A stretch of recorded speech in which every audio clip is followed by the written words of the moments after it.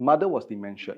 So they got the mother to see the doctor 6 times just to arrange the matters in their favor. The topic was why 2 brothers got elderly mom to do 3 different wills. Basically, this story went to court, high court case. I want to share this because if there was some prior planning, this could have been avoided. It doesn't have to go to court.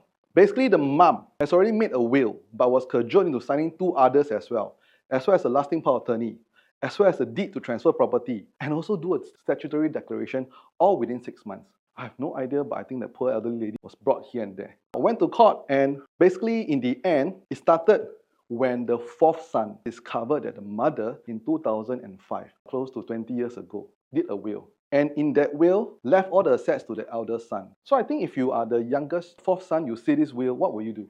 So that is a question, I think, ended up with the younger son deciding to do something because in 2016, the younger son or the 4th son got the mother to make a will to name him as the sole beneficiary when the mother's health worsened in 2016, assuming will invalidate the original one. Now, I think today Singaporeans are very educated. Something called testamentary capacity is important now. And we start to be smarter about this because, you know why? A lot of court cases went to court and the attacking was done under stress, invalid mental incapacity and all that. But I don't know why they didn't know about all this. So they ended up fighting. So eldest brother found about the new will, got the mother to make another one. So the elderly lady was like all over the place. Went back and forth until a doctor really told them, look, nothing you're doing is actually fair. It's all invalid. At the end, it went to court. And finally, eldest son, younger son had this family drama. Eldest son wanted to get the mother to transfer one of the properties to him, but the attempt failed because the youngest brother kept the title deed. So couldn't do this conveyance matter. So what did the eldest son do? Very smart. We made a declaration, say we lost it.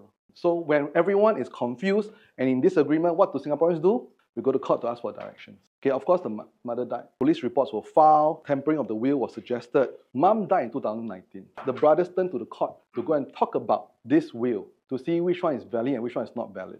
Because you had 3, 4 different wills, all in their own favors. So when we are all in disagreement, we go to court. Because of the turn in the mental capacity of the client, the district judge simply tells them all the second and third will are all invalid because it was under invalid mental capacity. Judge found the 2 wills the brothers made in 2017 not valid because of this word mental capacity. So it's very important today that mental capacity is a word you remember. You don't delay. A lot of clients in the past delay making the will, always thinking that I can do it in another few years' time. But what you did not bank on is that in a few years' time, I will age, you will age. What we will lose, not only muscle, memory, and the most important word, mental capacity. So I therefore encourage all the participants to really just make the next step happen. 2 wills at the end, all made not valid, went back to where? Went back to the original will made in 2005. After all the big hoo-ha, went back to the will original in 2005 because the judge upheld it and nobody in the family challenged it. So everything went to the eldest son. Do you think the 4th son is going to do nothing? No. Do what? Appeal.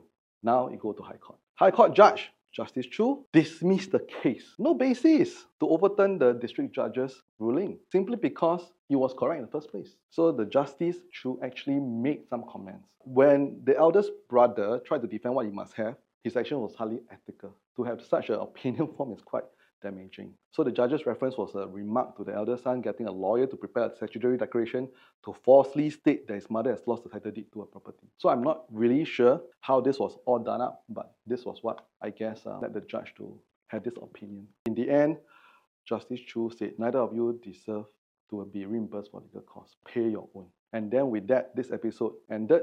But this made a very strong remark in some of the fraternity we're involved in, because how can this ever happen? So my friends, my audience, today the whole purpose of coming to this talk is to understand more so that when you do your own planning, there's really a lot more considerations you can put in place. We all try to learn from previous cases.